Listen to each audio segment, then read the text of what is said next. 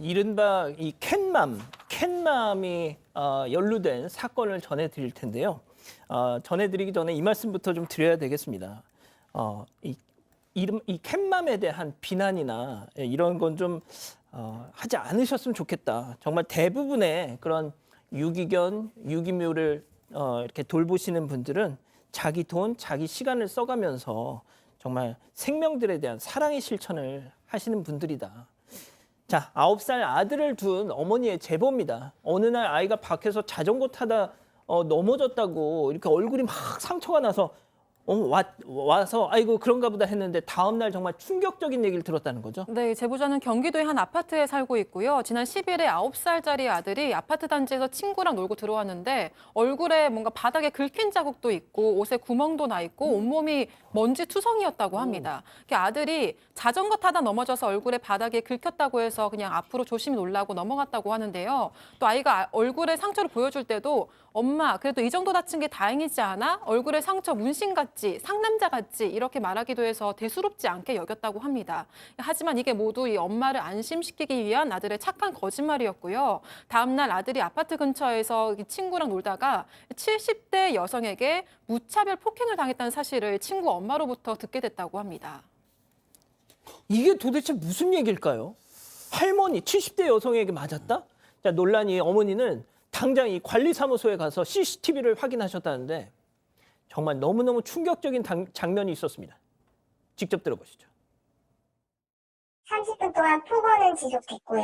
폭행은 간헐적으로 있습니다. 크고 작게. 처음에 폐가에서는 나뭇가지, 지팡이, 도구를 사용해서 아이들이 맞았고 아이 머리채 잡고 벽에 덮치기 머리 그리고 이제 단지 내 와서 아파트 입구 쪽이거든요. 자전거 타고 있는데 주먹으로 얼굴을 사정없이 때려서 자전거에서 결국 쓰러지죠. 쓰러지면 이제 발로도 때리는데 저희 아이 같은 경우에는 맞고 뒤로 가다가 하단까지 쓰러지는데 하단에서 이제 사정없이 신발로 맞았다고 아이는 표현을 해요. 아이들 얼굴도 핸드폰으로 사진을 찍고 전화번호 받고 사는 종 받고 그리고 SNS에 너희 올릴 거다. 교수님 저거 너무 심한데요, 저거? 예. 이제 이 폭행당한 아이 같은 경우는 이 제보자의 아들 포함해가지고 총 4명이라 그럽니다. 그런데 전부 다 연령이 8살, 9살 정도 되는 그런 어린 아이들인데 사실 저렇게 맞아서 폭행으로 이제 충격을 받은 아이들이 이 제보자 아들 같이 집에 가가지고도 얘기를 안 했는데 이제 단지 내에서 저런 걸 보고 뭐 소문이 돌았던 모양이에요. 그래서 다른 엄마가 얘기를 해줘서 알게 됐는데 저 사건이 발생되고 만 하루가 지나서 알게 된 충격적인 사실은 언제부턴가 이 아파트 단지 바로 앞 공터에 폐가가 하나 있었는데 거기에 이제 제보자 아들 포함해가지고 이 아이들 같은 경우는 뭐 폐가 체험 이런 거 있지 않습니까? 그거 한다면서 이제 거기 아지트 같이 이렇게 놀았는데요. 이 70대 여성이 거기를 드나들지 말라라고 아이들을 막아 세우면서 이제 갈등이 있었고 그 말을 듣지 않자 저런 식으로 폭행을 했다라고 하는데 아까 맞은 그 아이 얼굴 보니까 제가 생각했던 것보다도 훨씬 심하네요. 자, 지금 나오는 그 문제의 폐가가 저기인 것 같은데요.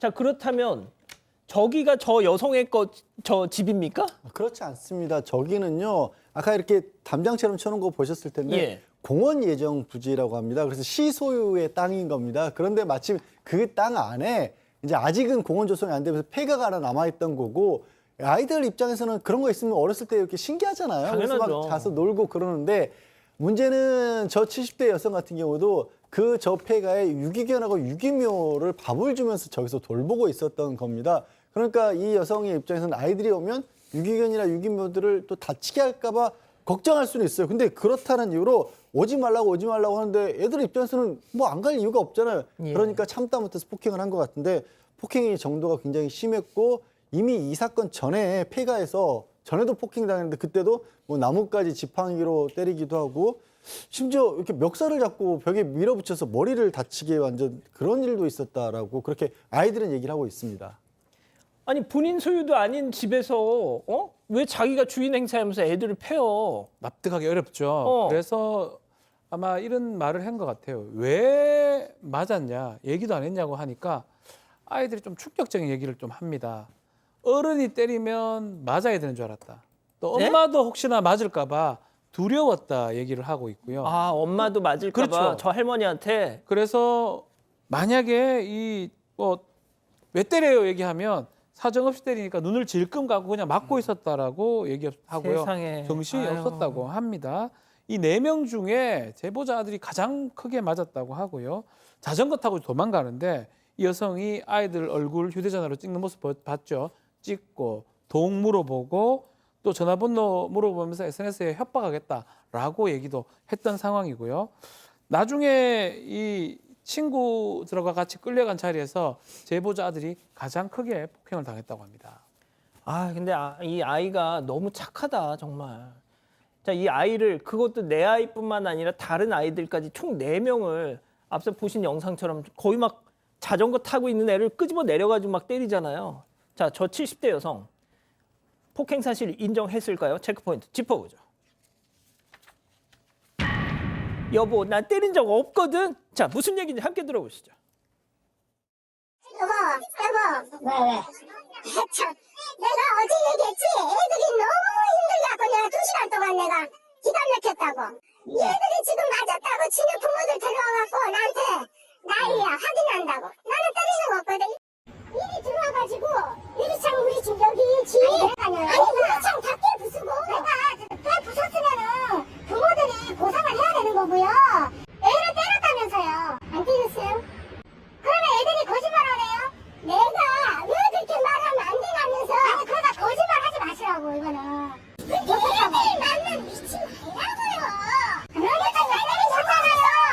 나는 뭐 요즘 애들이 너무 무섭다고. 그런데 왜 그렇게 때리셨냐고요 애를.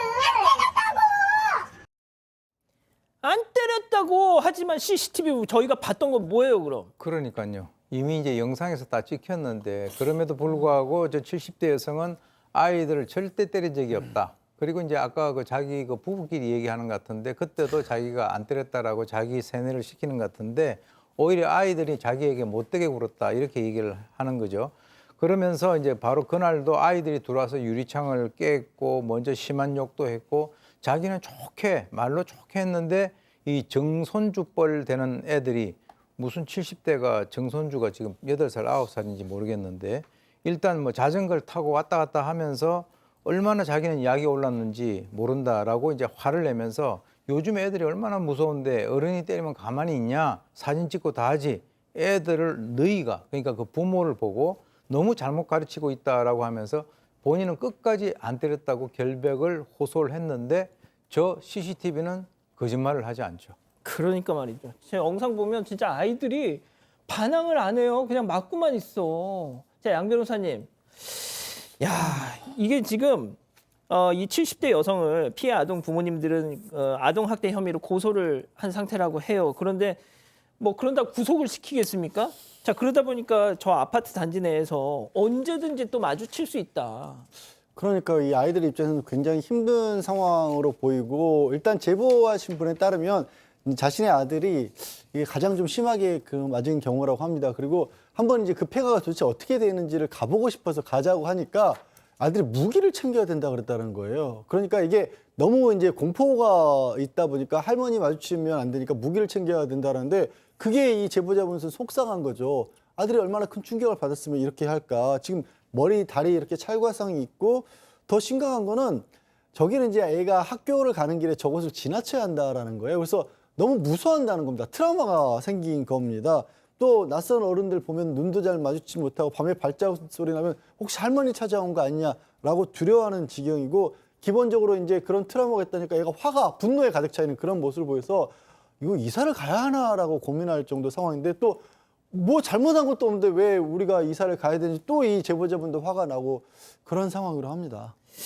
자, 박 변호사님. 예. 저 그 폐가 저 부지는 지금 어떤 상황이래요? 자, 피해 아동 부모의 제보자의 설명에 따르면 이 폐가로 불리던 구조물 일부가 철거가 좀 됐다고 합니다. 그렇지만 안쪽으로 들 수 있는 그런 구조라고 완벽한 통제가 좀 필요한 거 아니냐라고 문제 제기를 하고 있는 그런 상황이고 시청 측에 문의를 좀 해보니까 이게 소송이 좀 붙었다고 해요. 그래서 지금은 좀 해결됐는데 그 이후에는 다 나머지 부분도 법적으로 다 처리할 예정이고 지금은 앞으로는 이 민원 관련해서 일반인이 못 드나들 수 있도록 안전하게 통제하겠다고 밝힌 상황입니다. 뭐 유기묘나 유기견의 생명이 귀한 줄 알면서 뭐 아이들을 저렇게 때린다는 거는 말이 안 되죠. 아마 대부분의 저런 유기묘, 유기견 돌보시는 분들은 이분의 어떤 행동에 동의하지 않으실 겁니다.